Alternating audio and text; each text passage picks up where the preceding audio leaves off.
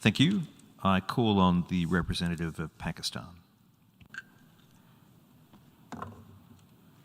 Thank you, Mr. President. My delegation is exercising its right of reply in response to the statement made by the Indian representative.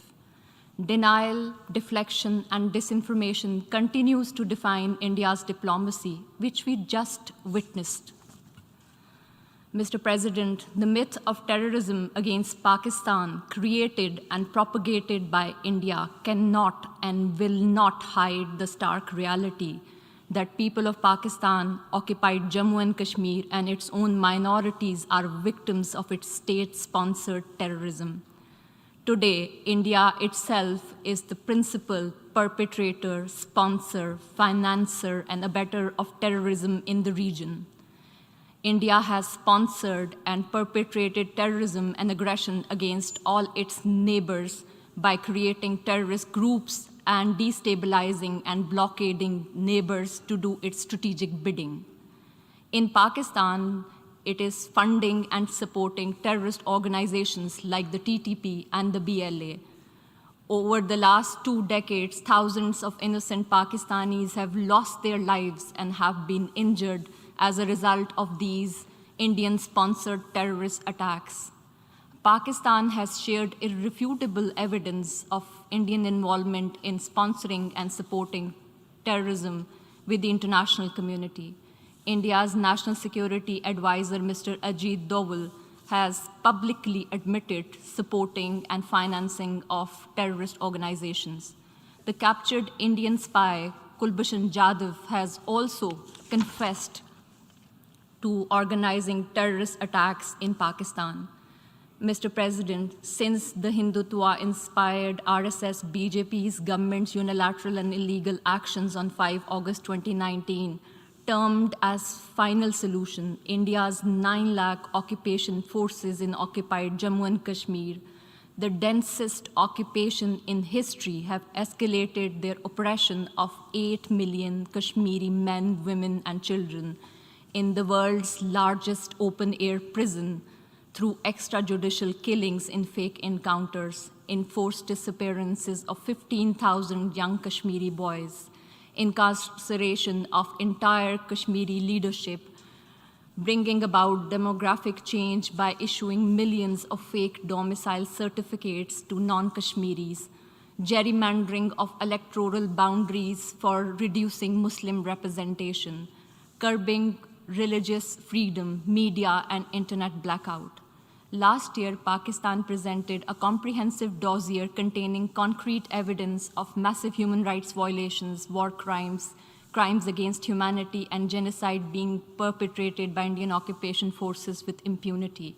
Since 1989, Indian occupation forces have committed over 1 lakh extrajudicial killings, around 1,62,000 cases of arbitrary arrest and torture, over 25,000 pellet gun injuries, 11,250 cases of rape and gang rape, and 8,652 unmarked mass graves, attesting to the genocide which is being committed in the occupied territory. Yet we fear that these discoveries of Indian crimes are but the tip of the iceberg. The High Commissioner for Human Rights has published 2 reports highlighting the grave and systematic human rights violations of international humanitarian law. Calling for accountability, the High Commissioner has recommended the establishment of a commission of inquiry to investigate these atrocity crimes against the Kashmiri people and has called upon India to grant access to monitor the worsening human rights situation.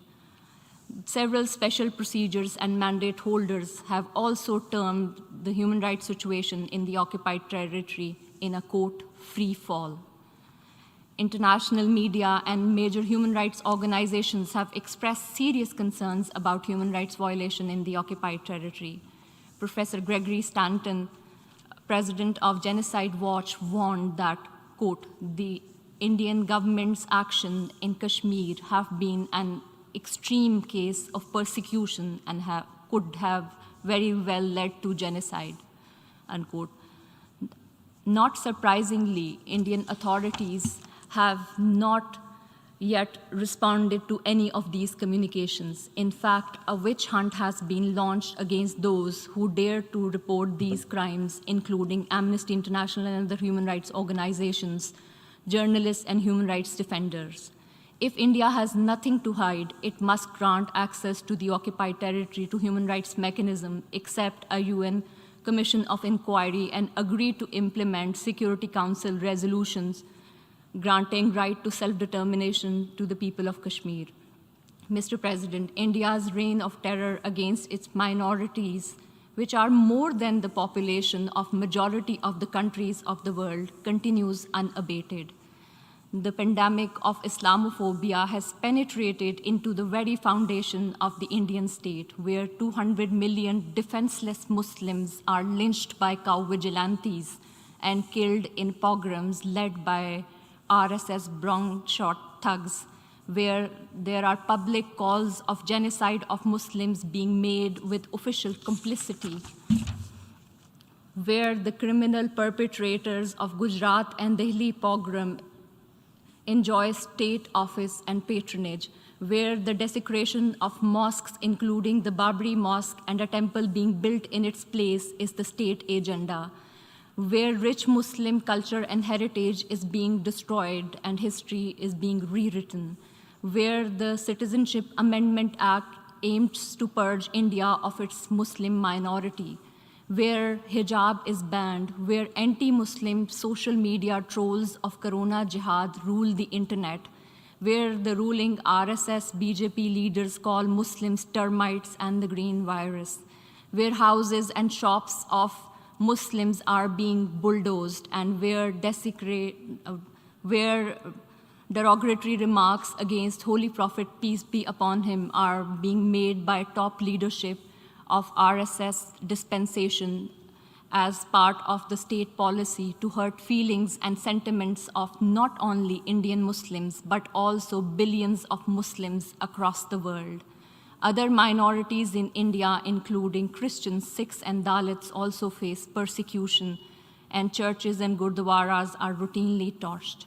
Mr. President, the Indian delegation would do well to reflect upon the deeply troubling trajectory their state is embarked upon, rather than deploying weapons of mass disinformation against Pakistan.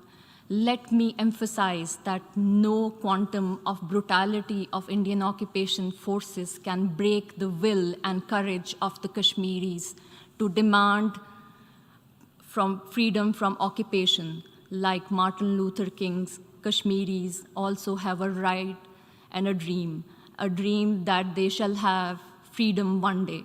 I thank you.